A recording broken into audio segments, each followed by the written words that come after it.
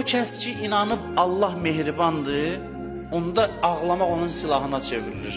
Qəribə sözdür, bəndə Allahı təhdid eləyir. Bu Əli əleyhissalam deməsə deyərdiniz, bu nə danışır orada?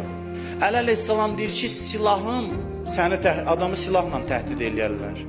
Mənim silahım göz yaşlarımdır, ağlamağımdır. Uşaq yəqin bilir ki, anası onu çox istəyir, o qədər arxayındır ki, ağlamaqla ananı təhdid eləyə bilir.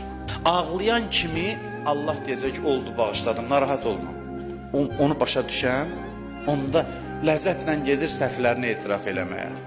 Allah qarşı tərəf deyil ki, düşmən tərəf deyil, nəuzubillah ki, bunu sərt bundan davransın. Allah anadan mehribandır, gedir etiraf etməyə, deyir bağışlamasan ağlayaram. O da deyir, yox, ağlama, ağlama, bağışladım.